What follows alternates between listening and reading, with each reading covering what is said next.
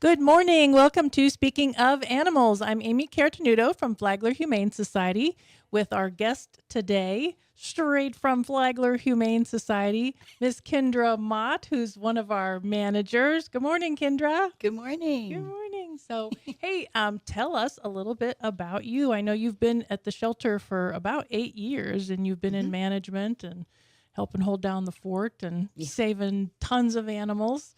And you've got quite a bit of background. I know you worked at another shelter before you came to us, and you've been through all kinds of classes and certifications. And tell us just a little bit about those. Okay. I don't know that I can list all of them right now, but we know. can Take up the whole time. I started volunteering at my local shelter at Halifax Humane in Daytona. Worked at the Southeast Volusia one in New Smyrna, but then I really found my home in Flagler. Yeah. So that was 8 years ago, but I've been in management for 6 years and in this current role for 5, where I oversee the care of all the animals daily and their placement into homes, foster homes, rescues, however they go. That's awesome. And then, yes, probably 2 or 3 times a year, I apply for scholarships to take courses online through Maddie's Fund, the Maddie's University, which is instructor-led live courses. And the one I just finished was fostering adult dogs with behavior concerns, seeing when it's appropriate to foster, when it's safe, and then how to send them out with the best, plan for fostering. And then the one I'm currently enrolled in is actually a new certification course for shelter care. So it's Shelter Care Specialist Certification. Perfect. SCSC. But that's through the UC Davis, the Corette Veterinary Medicine College. And it's a brand new thing, so we can have levels of certification for shelter workers. Perfect. So, yes. And then, of course, the Feline Life Saving was one I did 2 years ago with Dr. Monica, which we'll probably talk a little bit about what I learned in that class. What we still use today. Yeah. Perfect. Yes. Thank you. Thank you for doing all that and bringing all that knowledge into the shelter. And we also have somebody else we have to introduce. I never know whether to call the animals the co-hosts or guests, but today we have Beast with us. Welcome, Beast. Kyndra, can you tell us a little bit about Beast? We've had him for several months. Yes, almost 6 months, 5 months now. Beast. He came in as a stray from the city of Bunnell. He came in with a friend, Beauty. So it was Beauty and the Beast because he was kind of in rough shape. They came originally as TNRs, but because he was so friendly and the place he came from already had a lot of cats out there and he had some medical issues, we decided to keep them, place them into new loving homes. Just Beast hasn't found his yet. Beauty got adopted pretty quickly, and poor Beast. Yeah. Poor Beast. I know. Yes. You're very handsome, Beast. He was meowing a lot earlier, but now I guess he's shy. Settled in, yeah. So he's got a few things against him, as people don't always prefer male cats because they think they have, spraying issues, which doesn't happen after they're neutered. Yeah. And he's all black, so it's not, they've got a lot of stigma against him. And then he has a condition called stomatitis, where he has an autoimmune reaction in his mouth to his teeth or saliva, where we've had to extract several of them and keep him on some steroids to maintain it, but he's manageable now. So, and he still eats just fine. Oh, yes. And doesn't Loves slow to him eat. down. Typical boy. yeah. So since we talked about Beast's medical challenges, that's the kind of thing that we see quite often at the shelter, either stomatitis. We see urinary tract issues sometimes. We see a lot of things. Luckily, we have veterinarians at the shelter 6 days a week, so we're able to tackle a lot of these things. And if an animal comes in, sometimes they come to us with 5 or 6 different problems, and we can whittle them down and get them hopefully 100% healthy before they go home. And if not 100%, at least manageable, like you were saying with Beast. He's going to be on meds but they're inexpensive meds and Yeah, it's only when there's flare-ups. yeah. So, I think we've extracted enough teeth that they're saying probably no more extractions. But as long as it's manageable, he might only need to get the steroids and antibiotics once a year, twice a Yeah. year. It just depends on a lot of things: his stress levels, his diet. It Mhm. can be well managed. I have a kitty currently at home that also suffered from stomatitis. She did receive the full mouth Oh, extraction geez. um, You had to have a couple of dentals done on till her, they didn't knew you? for sure that was her best course and the last remaining option. So And you have to tell everybody her name because I yeah, love her name. her name is Fatty Pants. But at the time where she was seeing the vet a lot for these issues, they were so excited to meet Fatty Pants because they thought it would be this great big huge cat, which Uh-huh. normally she was, but she had lost quite a bit of weight from the pain Oh, poor that she was baby. dealing with her teeth. So we called her Skinny Jeans. But But now, back to Fatty Pants. Yes, I extra love large. it. As well, we're maintaining a healthy weight now, but she's still I love a it. little large. Yeah. I love it. Yeah. Oh, there. So I wanted us to talk a little bit about when people should, if they see a cat walk through their front yard and they're concerned, everybody rescue is the big thing now. Let's rescue Hmm. it. Let's rescue it. So if somebody sees a cat just walk through their front yard, should they immediately pick it up and bring it to the shelter? Please don't. Yes, please. No. So and it depends on a lot of things. If if it's a new cat they've never seen before, a lot of people do think, "Oh my God, it's lost. I've got Hmm. to get it to the shelter so it can find its owners." But they are 50 times more likely to find their home if you leave them alone.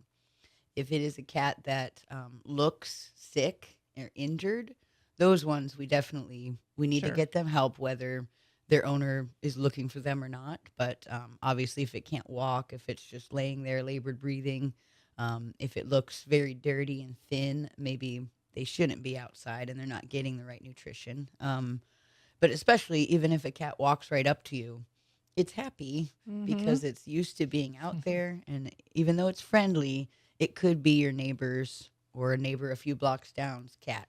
They're Hmm. usually found within 3 blocks of where they live.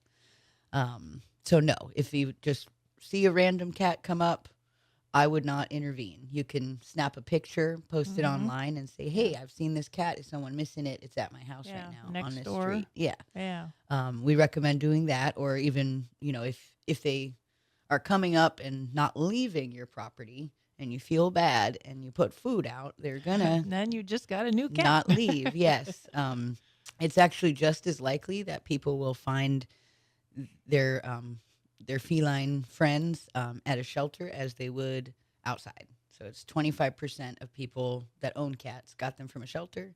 Same percentage found them outside. So um, And they just got adopted. yeah.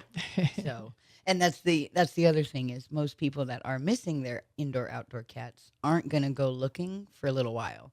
They usually don't even post on social media for the first week because they assume, oh, they'll Hmm. be back. Hmm. They're always back. And by week 2, now we're posting and calling, and it's possible they could have come to our shelter and already been adopted Adopted. because we Yeah. do have a great, um, cat loving base here in Flagler County that adopts Hmm. many cats and kittens. Adults have a great adoption rate also. So it has happened before where people have seen like an adoption story and they're like, that was my Yes. cat. Yeah. Mm. Yeah. And some So. people like to, they'll find the cat and hold it hostage in their house. And as the owner might be out looking for him, Hmm. calling for him, they're in your house. So it just depends. The ones Yeah. that do get reclaimed by their owners most of the time from the shelter is because of a microchip. Yes, we love That's microchips. pretty much the only reason they do. And it's 32 cats were reclaimed as strays in the whole year last year, as compared to almost 250 dogs. Yeah. So Yeah. it's, Unfortunately, people, yeah. like you say, they don't come looking for cats fast enough. Hmm. So if your cat is missing, come see us quickly. Don't wait. It's better to be safe, better to make a couple extra trips. So, Hmm. so we're going to talk more about cats when we come right back.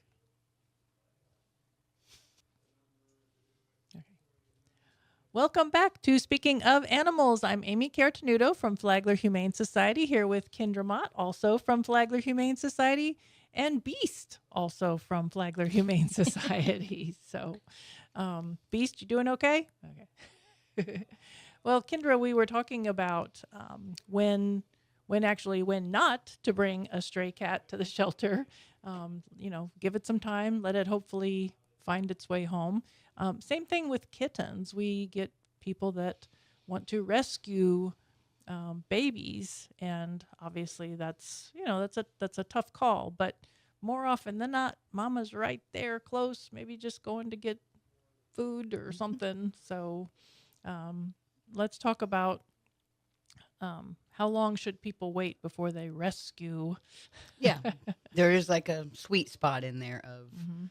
intervening much too soon to where they're put more at risk if they leave mom, or intervening too late to where they're unsocialized and probably not gonna be pets.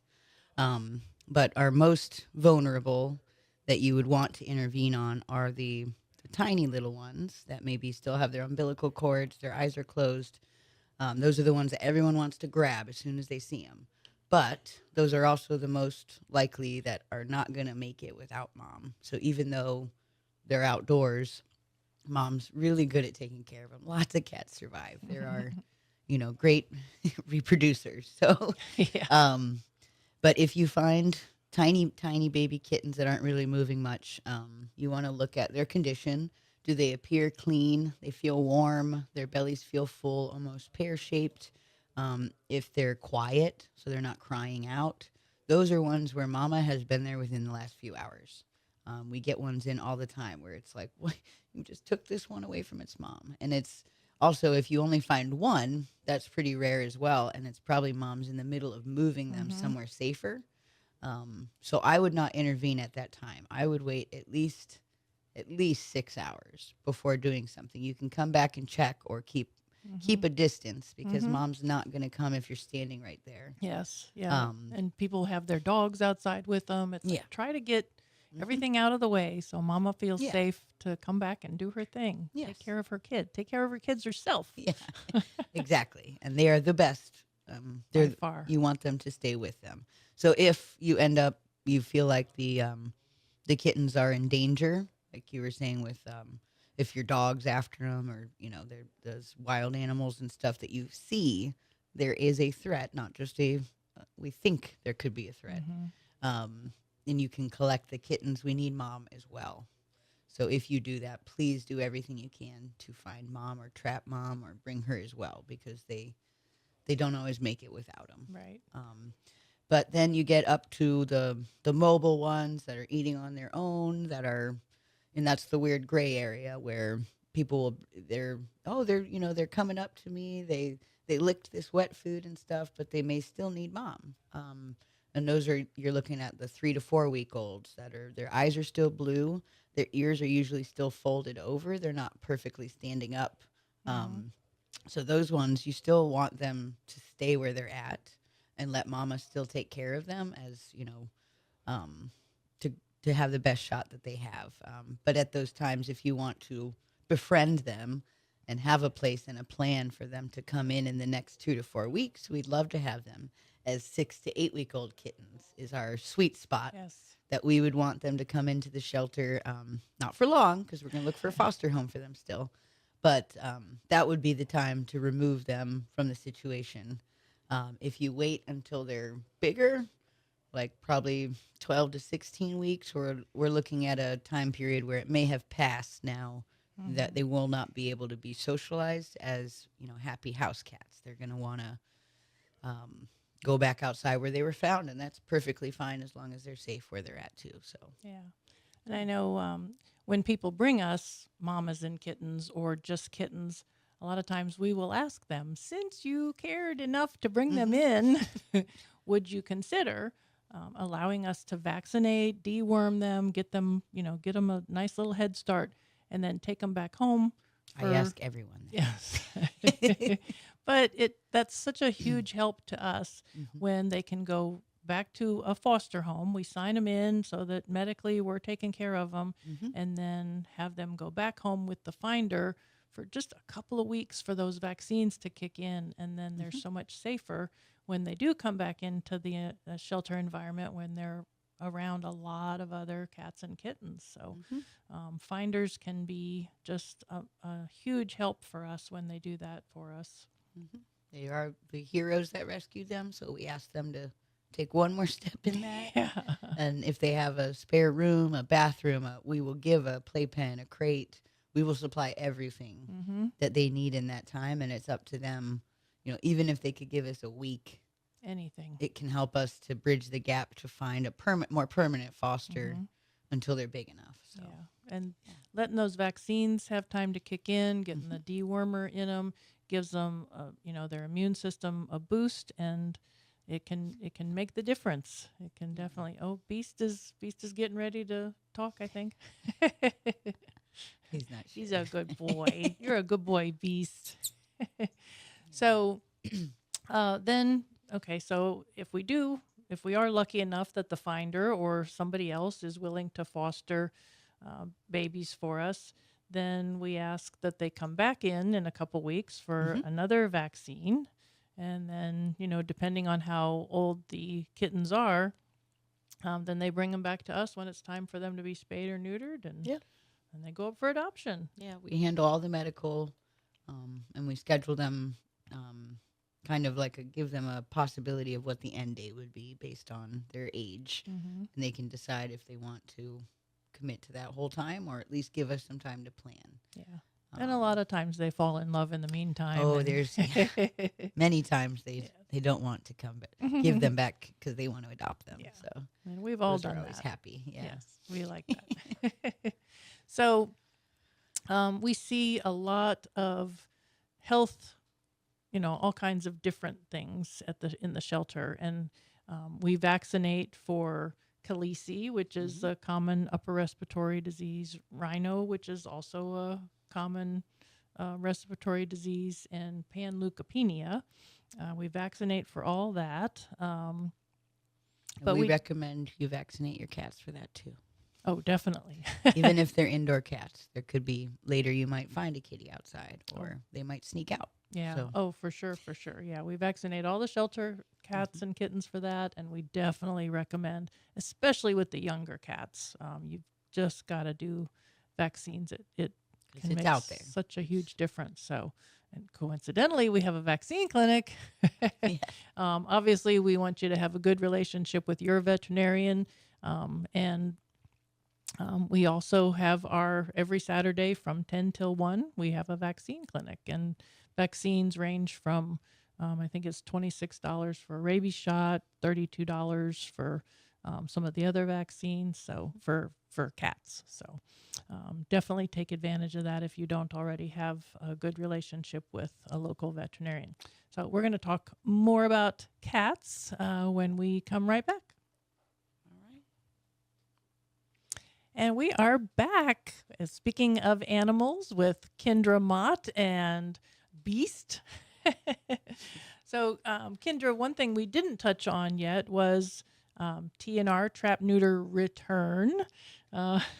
Something that we are huge proponents of. You want to talk a little bit about that?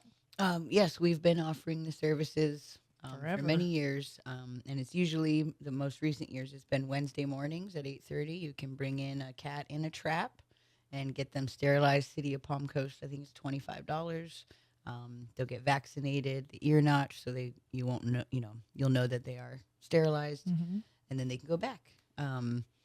But we are expanding it to Tuesday mornings as well.